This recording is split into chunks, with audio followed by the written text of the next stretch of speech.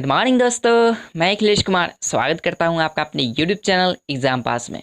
दोस्तों, इंसान और पैसों के बीच क्या गजब का संबंध है। इंसान कहता है कि मेरे पास पैसा होता तो मैं कुछ करके दिखाता, और पैसा कहता है कि तू कुछ करके दिखाता तब न मैं तेरे पास आता। दोस्तों, इंसान और पैसों के बीच क्या गजब का संबंध है। चलिए दोस्तों, इसी मोटिवेशन के साथ आज की इस वीडियो को शुरू करेंगे और देखेंगे आज का टॉप 10 मोस्ट इंपॉर्टेंट क्वेश्चन क्या है। तो चलिए दोस्तों, इस वीडियो को शुरू करते हैं।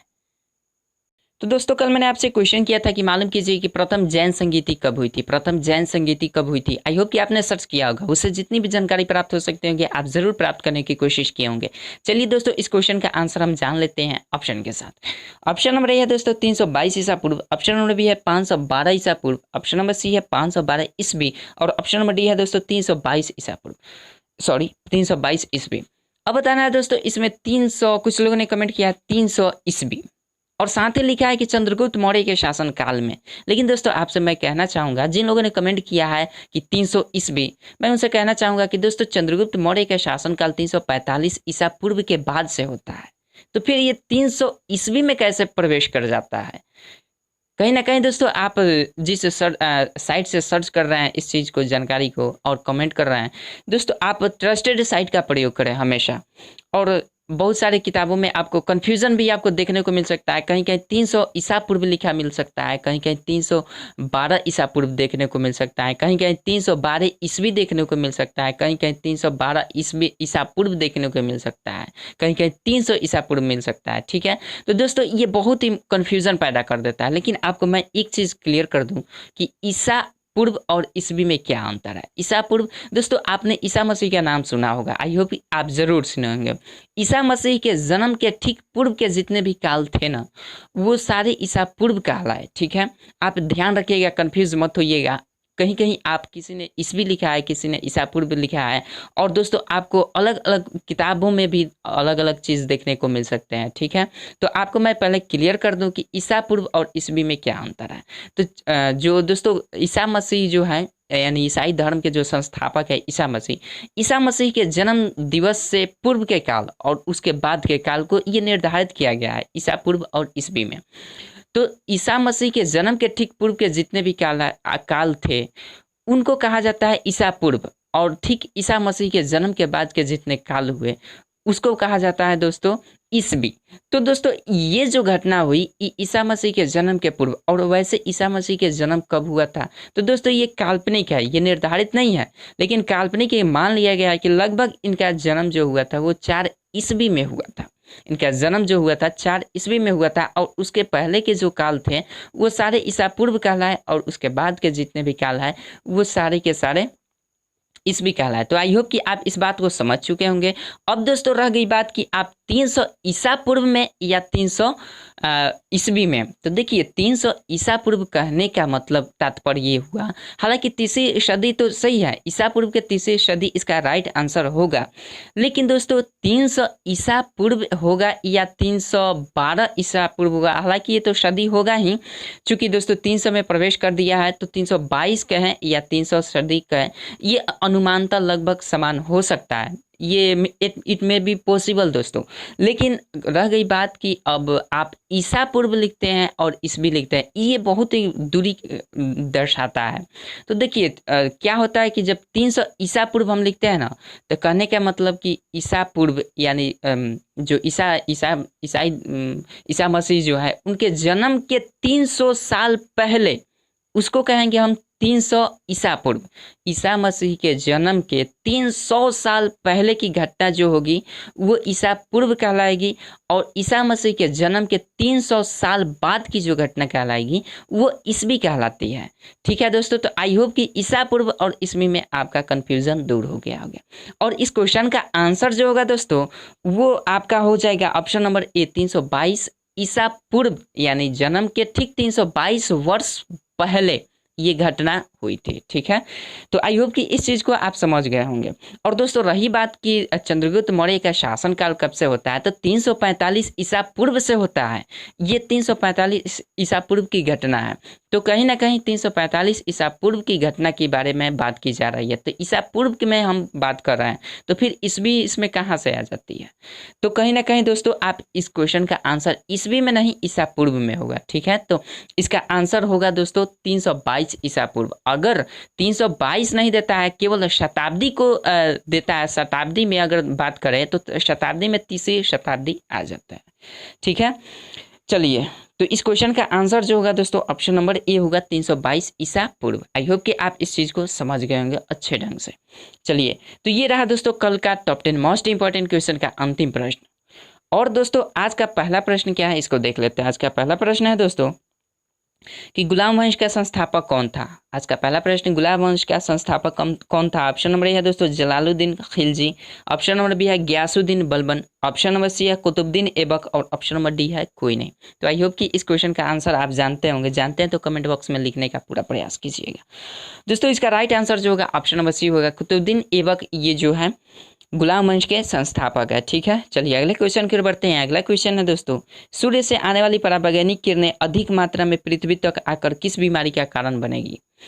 सूर्य से आने वाली पराबैंगनी किरणें अधिक मात्रा में पृथ्वी तक आकर किस बीमारी का कारण बनेगी। अगर सूर्य से पराबैंगनी किरणें अगर ओजोन परत उसको नहीं रोके और पूरा भरपूर मात्रा में सूर्य के पृथ्वी तक ये सूर्य का पराबैंगनी किरण प्रवेश करे आए, तो दोस्तों कौन सी बीमारी के अधिक खतरनाक होने की घटना रहती है। ऑप्शन नंबर ए है दोस्तों बुखार, ऑप्शन नंबर बी है टाइफाइड, ऑप्शन नंबर सी है कैंसर, ऑप्शन नंबर डी है कोई नहीं। तो इसका राइट आंसर जो होगा दोस्तों ऑप्शन नंबर सी होगा कैंसर। कैंसर की बहुत खतरनाक बीमारी हो जाने की संभावना रहती है। चलिए अगले क्वेश्चन की ओर बढ़ते हैं। अगला क्वेश्चन है दोस्तों, श्रवणबेलगोला कहाँ पड़ता है। श्रवणबेलगोला कहाँ पड़ता है। ऑप्शन नंबर ए है दोस्तों पंजाब, ऑप्शन नंबर बी है दिल्ली, ऑप्शन नंबर सी है कर्नाटक और ऑप्शन नंबर डी है महाराष्ट्र।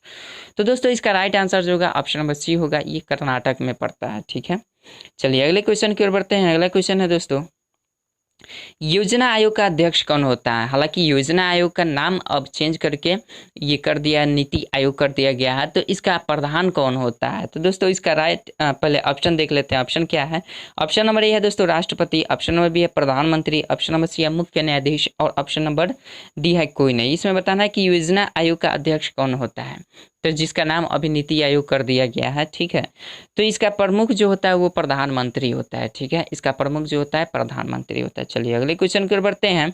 दोस्तों योजना आयोग शुरू हुई थी 1950 ईस्वी में, ये भी आप ध्यान में रखिएगा। इसका तो ऑप्शन नंबर बी इसका राइट होगा प्रधानमंत्री। ठीक है, चलिए अगले क्वेश्चन की ओर बढ़ते हैं। अगला क्वेश्चन है दोस्तों, भारतीय मुद्रा के प्रतीक चिन्ह आर को कब से लागू किया गया। ये जो प्रतीक चिन्ह देख रहे हैं दोस्तों, इसको कब से लागू किया गया, इसको कब से लागू किया गया। आप आजकल के रुपए में देख रहे होंगे कि इसका शॉर्टकट एक संकेत कर दिया गया है, रुपए के बदले में एक संकेत दिया गया है। इसको कब से लागू किया गया है। ठीक है, ऑप्शन नंबर ए है दोस्तों 20 जुलाई 2010 से, ऑप्शन नंबर बी है 10 जुलाई 2014 से, ऑप्शन नंबर सी है 15 जुलाई 2010 से और ऑप्शन नंबर डी है 15 जून 2015 से।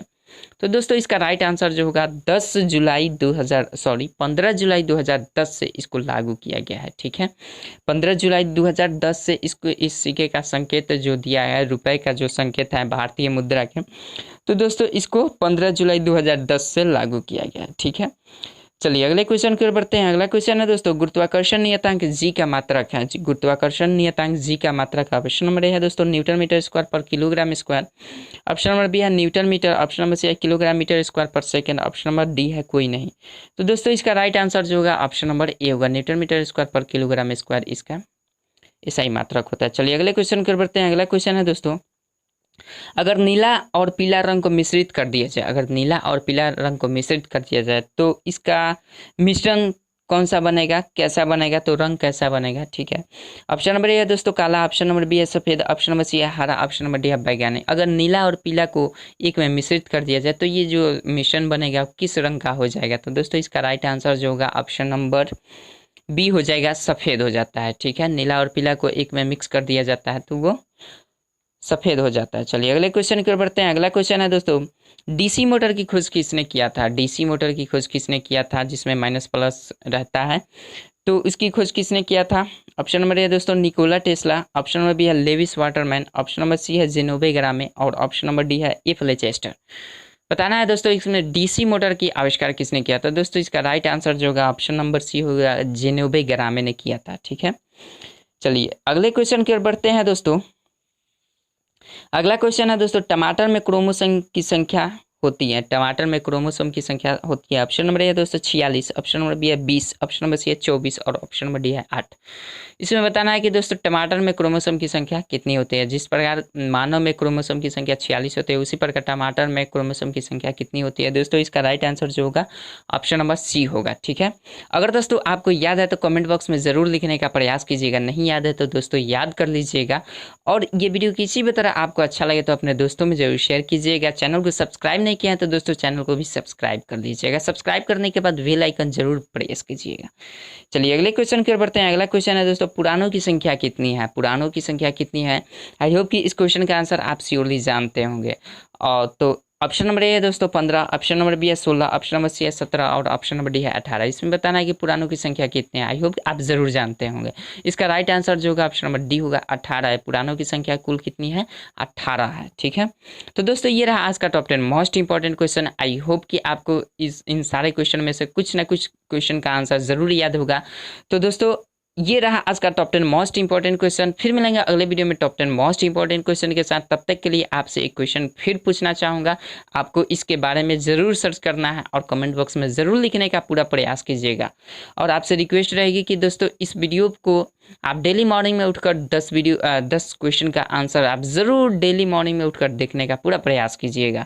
एग्जाम पास पाने वाले हर वीडियो को आप सुबह में एक टारगेट फिक्स कर लीजिए कि आपको देख लेना है किसी भी तरह वीडियो 10 मिनट का, तो आपको देख लेना है। चलिए तो क्वेश्चन आपसे कहना चाहूँगा कि हर्षवर्धन की बहन का नाम क्या था? हर्षवर्धन की बहन का नाम क्या था? आपको बताना है सर्च कर किसी भी तरह। और इससे जितने भी, हाँ दोस्तों आपसे रिक्वेस्ट रहेगी कि आप ट्रस्टेड वेबसाइट का प्रयोग करें। हमेशा सर्च करने के लिए आप ट्रस्टेड वेबसाइट का प्रयोग करें या फिर आप किताबों का माध्यम लीजिए। आप किसी भी चीज़ को सर्च करने के लिए आप बहुत सारे प्रकाशन के किताब हैं, उस किताबों का आप ये हिंट लीजिए, न कि आप साइट का प्रयोग कीजिए। साइट पर बहुत सारे लोग हमारे जैसे, आपके जैसे बहुत सारे लोग अपना ब्लॉगर बना देते हैं और उस पर अपनी हिसाब से जानकारी पोस्टेड करते हैं। तो दोस्तों हो सकता है कि वो गलत भी पोस्ट करते हों, अपनी मतलब कि ब्लॉगर बढ़ाने के लिए अपना कुछ भी लिख देते हैं। तो दोस्तों उन सारे साइट्स के आप बचने का पूरा प्रयास कीजिए। ज़्यादातर बेटर रहेगा कि आप किसी अच्छे ट्रस्टेड प्रकाशन का बुक का आप उपयोग कीजिए। तो चलिए दोस्तों फिर मिलेंगे अगले वीडियो में टॉप 10 मोस्ट इंपॉर्टेंट क्वेश्चन के साथ। तब तक के लिए जय हिंद, जय भारत।